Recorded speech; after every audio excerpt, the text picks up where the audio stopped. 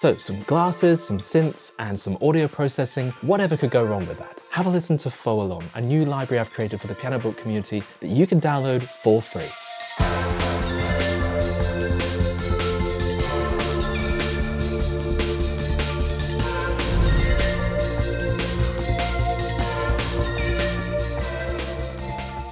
Hey, my name is Steve, composer, engineer, and lecturer, and welcome back to the channel. It's Free Sample Library Day, and today I'm sharing with you Fauxillon, which is actually the result of a recent tutorial series I did. If you haven't seen it already, I did a Contact full tutorial, 3 chapters, 16 videos explaining everything on how to sample in Contact, right from recording your samples through to scripting your interface. If you missed it, check out the links above and below. You can dive back at any time and check it out, and it could be a great way of starting your sampling journey. Now that that series is over though, I am so glad to be finally sharing with you the sample library that we created. Fauxillon, the fake carillon of warped bell-like sounds and synths, with some extra tape samples in there too. It was all part of that Contact tutorial series. We sampled some random household glasses and bowls, took some plucks from a synthesizer, and reprocessed that audio through granular synthesis to create pads. I've then sprinkled in some extra tape textures because, to be honest, I can't resist. And all of that wraps up into Fauxillon. The thing that makes this library cool though is the amount of options that it's got, and I kind of surprised myself. I didn't think that this would be one of my favorite libraries that I've created. Honestly, I just thought it was going to be a fun little thing to do as part of the tutorial series, you know, sample some random stuff that probably won't sound good together. After all, that's half the journey as a sampler, is discovering what does work, and you know, sometimes it just doesn't. This time though, it actually did, and I was really happy with the result.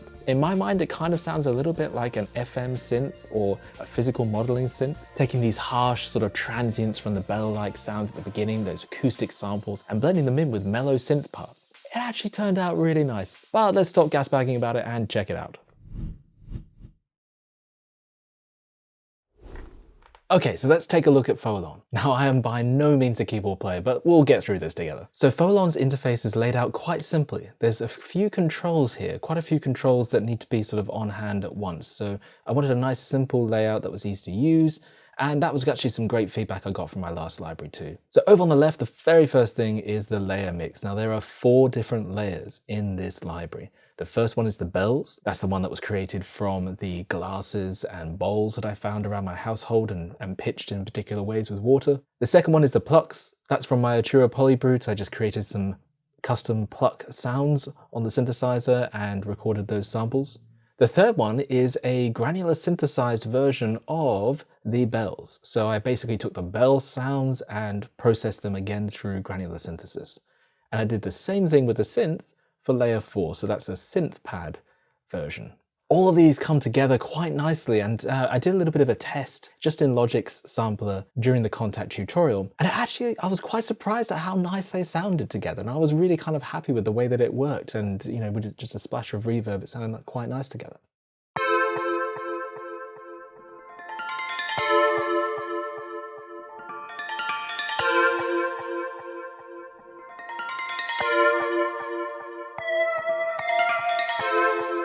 So when you load up Fauxillon, it's in this particular balance to begin with. It has this bright sparkle from the glass type sounds at the beginning, very bright, harsh attack, and a mellow sort of ending as it sort of trails away. As you hold the notes, it sort of hangs a little bit, which is quite nice. As I said, it's giving that kind of like FM or PM sort of synthesis feeling to it. You can use these sliders to just remove and isolate into the single layer. So if I just wanted this single layer here, I could then get those layers quite easily. Now, obviously I've got some tape delay and some reverb engaged there, and you can hear that happening. And I'm going to talk more about that in a moment. But to begin with, I'm just talking about which layers. So I'm just going to take the mix out of all of these. Now, along the bottom here are a row of switches, and these switch to the tape processed versions of each of these layers. So I went through and further processed each layer with some additional audio effects, mainly some tape sounds and flutter and wow, just to give it that kind of warm, vintage, and definitely lo-fi / destroyed kind of sound. If I engage that one here on the bells, it has quite a lovely ring to it.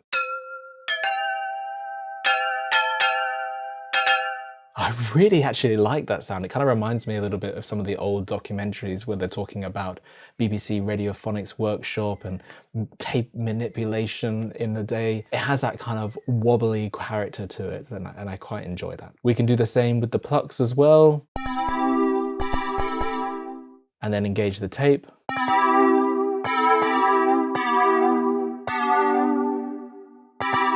Has just this warm, kind of very old sound to it. We're talking tape from the 50s and 60s, you know, that kind of like very vintage, stored on a shelf for ages type sound to it.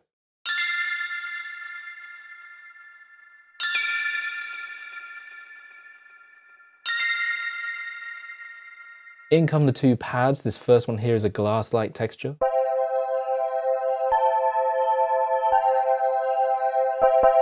Second one here is a synthesized texture. And they blend quite nicely with the harsher sort of transients of the other shorter sounds. And they help sort of extend it. So if you want to play long held chords, this kind of fleshes it out a little bit. And they're designed to loop continuously until you release. Both of those, of course, can engage some tape. So let's put both of them together here.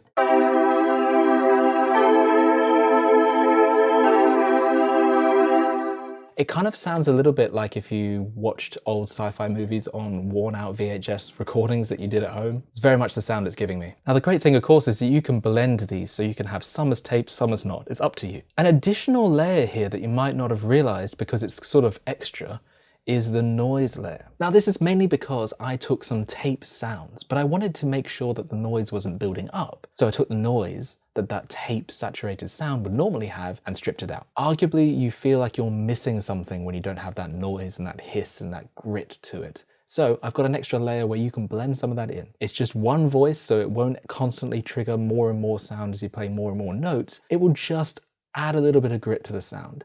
And you can control the release so that it dies away naturally or dies away quickly so you don't have a huge trail of noise. I'm gonna flick everything over to tapes here. We get this nice kind of vintage tape sound.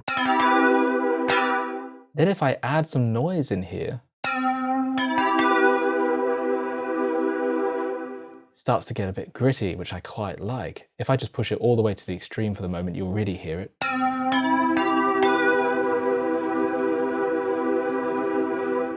It's just a gritty, vinyl scratchy, hissy, tapey type sound. Is that a fair enough description of it? I think that's enough adjectives for one day. Anyway, so it is there if you'd like to add that kind of effect back in. And the release, of course, so that you can pull that back. Now the filter is an interesting one. This is actually my first library where I've added in a synth-like filter. And what I mean by that is I've added it in with an ADSR. So you can control an envelope with the filter. Now, while bypass is engaged, that's bypassing this ADSR here at the top. So that is not currently affected. So right now, if I play a chord and roll off the cutoff, it responds exactly like a low pass filter would. And you've got resonance, of course, so you can make that sweep even more noticeable.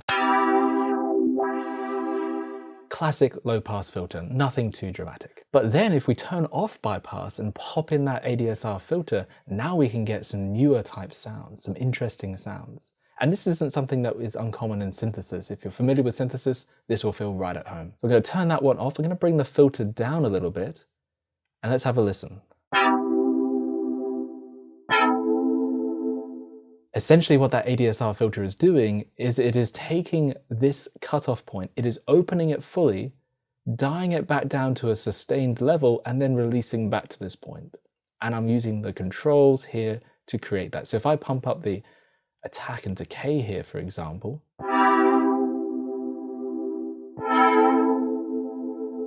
just gives you another option to play around with, and I think it's something nice to have. I'm going to bypass that for now and leave the cutoff filter open entirely. Below here, of course, is the classic ADSR filter on the volume. So the top one here is the filter ADSR, and the bottom one down here is the volume ADSR or the amp ADSR.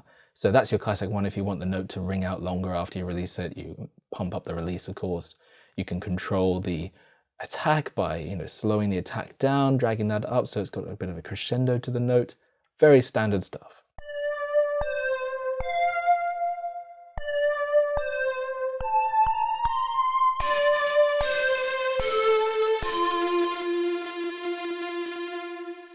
Now we move on to the effects. The effects are a gorgeous addition to this library, and I'm really glad that I took the time to kind of add these in. I think it's important to have that sort of stuff. Of course, you could bypass these entirely, throw on your own effects, but it's nice to have it something that's there ready to play out of the box. First of all, I want to show you the phaser. If I put that up to the top here, you get that classic kind of stereo phasing effect.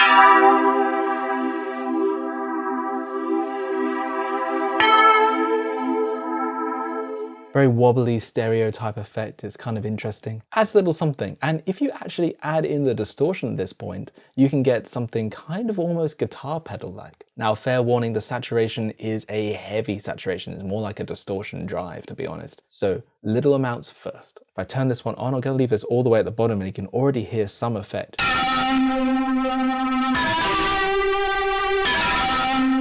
But that can just go crazy.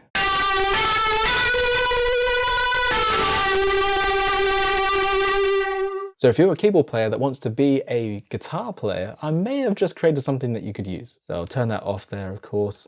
And now we get to the delay and the reverb. Now, I always add delay and reverb. It's something that I think I've put into every library. I just feel like these are staple effects that I use all the time.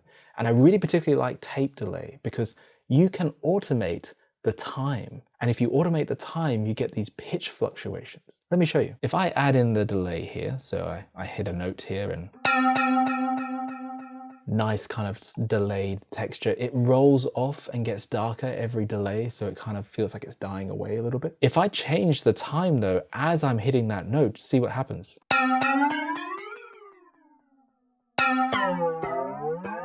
A really cool effect of tape delay is because as you're slowing down and speeding up, you're recording that to tape and then you're kind of compressing or stretching that audio file. And it's emulated beautifully in the Kontakt library, so it works really nicely. Something that can add a little bit of funny, interesting stuff to your mix. In here, you've got a classic kind of mix control, so you can mix to taste the amount of delay you would like, and you can increase the fluctuations, so the tape pitch fluctuations, and the frequency, how many delays it is, and it gets to a point where it can self-oscillate. Let's take a look.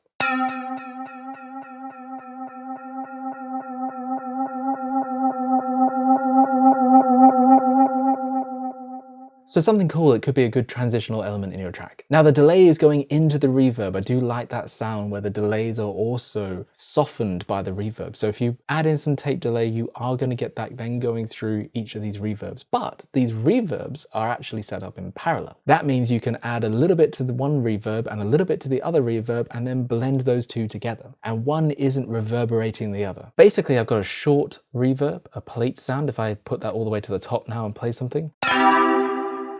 It's a short splash, and it's designed to add a little bit of body to the track. This other one though, this whole reverb, much longer.